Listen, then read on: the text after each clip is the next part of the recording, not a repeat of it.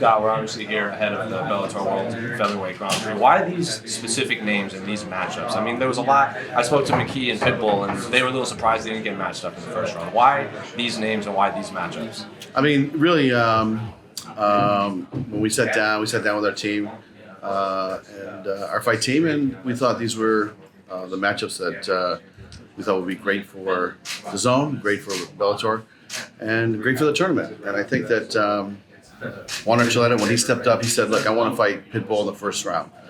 And that actually surprised me. And I thought that once that we match up Pitbull, then, the rest was going to be easy. And I think we have some great matchups for the fans. I think that I'm excited about the DC fight against Corrales. I'm excited about the Archuleta fight.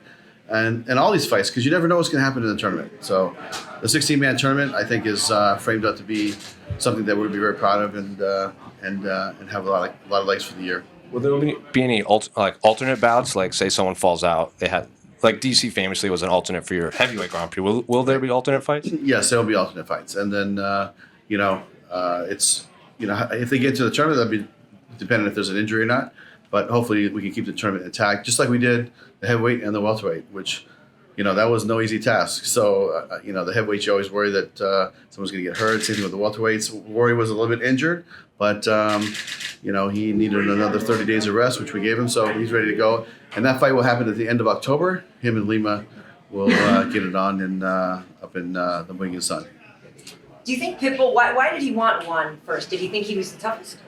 Pitbull said he'll fight anybody. Juan actually called us through his management, said Juan wants to fight Pitbull. And so that was the challenge. And you should talk to him about it because, strategically, I think it's a good move because he's got to fight somebody, he's got to fight him sooner or later if he's going to win the tournament. And he want to fight for the belt. He want to be the champ. And he's going to be 100% healthy coming off a big fight at Madison Square Garden. And so I think that it was a good move for him. And once that fight was set, we set the rest of the tournament. Also, I mean, I don't remember exactly how the bracket is laid out, but there's also the possibility for some rematches in there, some interesting dynamics between these guys. Well, keep in mind, the 16 fights will happen, and then it's going to be the pairings. The pairings will be a whole different thing. So it's not like these 16 fights will happen and the brackets are already set. Okay. So how it's going to work is when the 16 fights happen, then we're going to have a drawing. It's going to be a random drawing show. And it's going to be on the evening of the fight or the Monday after at Viacom here in Hollywood. But it's gonna be a show that's basically the fighters will pick who they end up fighting. And why did you go with that instead of just the traditional brackets? Well, you know what? To me, we usually have like an eight-man scenario. This is a 16-man scenario. So we thought, okay, how do we get to the 8-man? Because in the future, I think all of our tournaments will have this random type drawing. And basically, I'll explain to you how it works, because if you've been around martial arts a long time, you've seen the drawings for K1 or the drawings in Japan. This is a playbook right out of Japan. And basically what it is we'll have 8 slots against the wall. We'll have 8 fighters sitting in a chair. They'll go pick an egg, crack it open. I have a number on it. So I'm number 1. I get to pick any slot. The difference is going to be, now I'll know where I'm fighting. Am I fighting December 15th in Hawaii, January 22nd in LA, February, March? We'll have locations, everything all set up. And so now I'm number 1. I could take the number 1 slot. I could take the number 8 slot and pick where I want to fight. So let's say Josh Groves picks number 2. He can go anywhere that I'm not there. So he could come fight me in the number 2 slot. He can go to number 8. He's scrappy, Scott. Look out. Yeah, I know. I want you to cover that. Yeah, I know. But it's basically, and then Karen, you pick number 3. Yep. You could come fight me. You can fight Josh. Okay. You could go in the middle somewhere. Or let's say you get injured a little bit in this tournament somewhere. You might want to fight in February, March down the line. So there's going to be some strategy on who I want to go pick, where I want to go, and time frame of these tournaments that are laid out. So it's going to be very interesting to see who picks who. When's that going to happen? That's that whole event. It's going to happen either the night of the fight on the 28th, or we'll do it at the Viacom offices on the 30th in Hollywood. But it's going to happen, within the Monday following the tournament.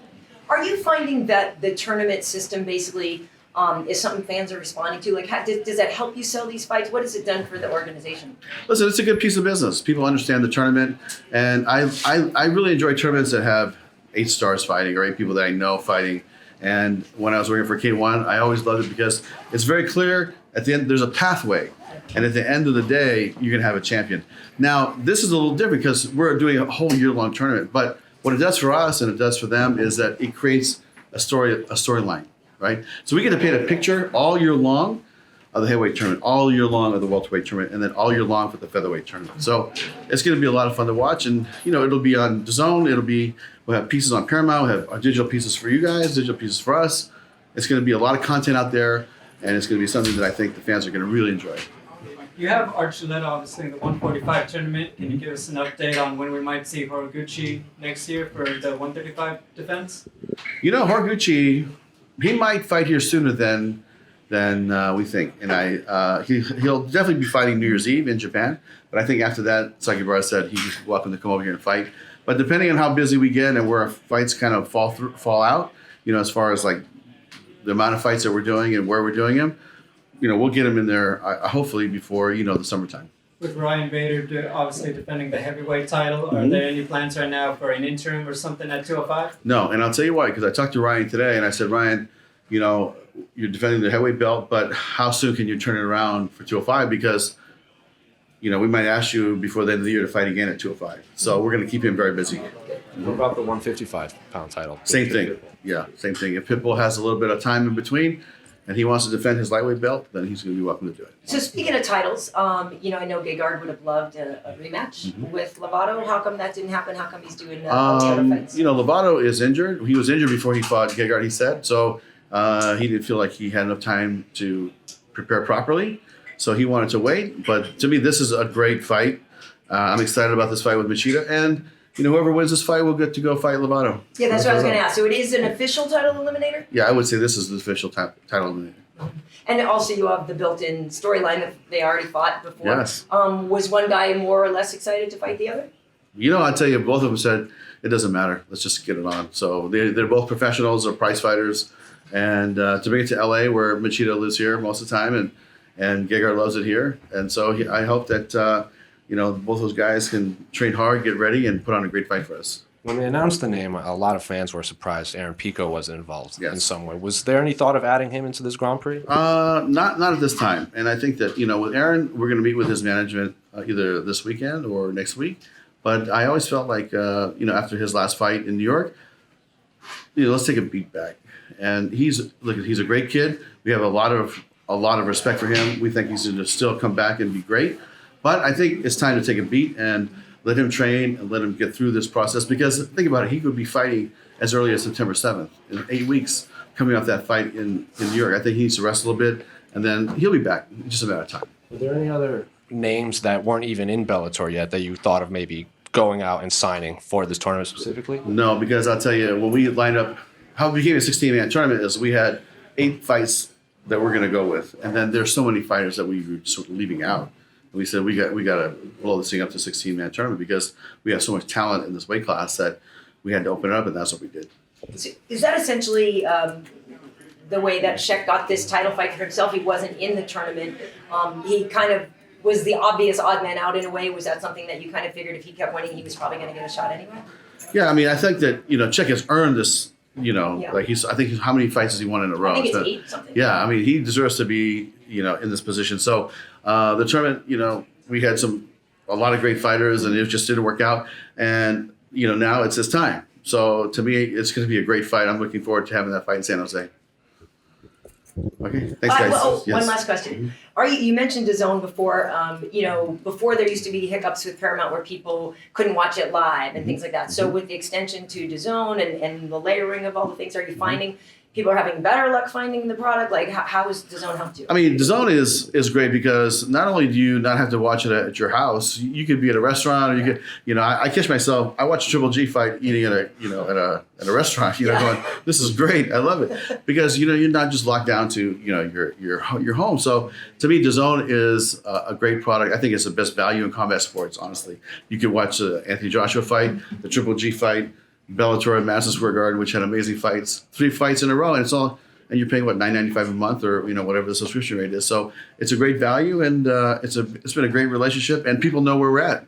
7 fights a year, like this whole tournament's gonna be on DAZN. So everybody knows you want to follow the tournament, you gotta buy DAZN. All right, Scott, 2 for me. So Horiguchi's next fight is going to be a non-title fight. Do you wish that the Rising was putting him in a title fight to carry on the lineal belt? Yeah, you know what? I think the Rising has their business to run. I'm not sure I didn't even know it was not a title fight until you just told me just now. So I think they're going to save the title fight for the end of the year.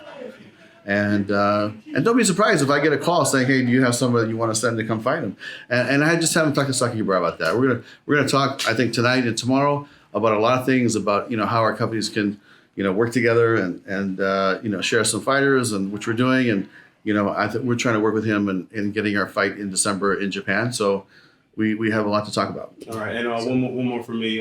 Martin Lewandowski, the co-founder of KSW, has said multiple times that he'd like to co-promote with Bellator. Mm-hmm. Is this something that you're seriously considering? Yeah, actually, we're talking right now. I just think, when you co-promote, Martin's great. He's got a great organization, great fighters. It's just a timing issue. The fighters that he wants, and, we're busy. We have 30 fights a year now. I mean, from when I think about our fights from October to the end of December, we're doing 12 fights in 13 weeks. So we need our talent to be available. And if it's available, like if they're not fighting and we could fight in KSW, we'll definitely do it. So moments ago when I was talking to Pitbull, he said he wanted to go for a third title. Oh, yeah? Down in Bantam. What do you think? Listen, I that guy, anything he wants to do, he doesn't surprise me. But he's going to be busy. I mean, this kid is going to be 4 fights in the tournament, plus defending his lightweight belt. I mean, I think he's going to have his hands full. Thanks, guys. Thanks, Scott.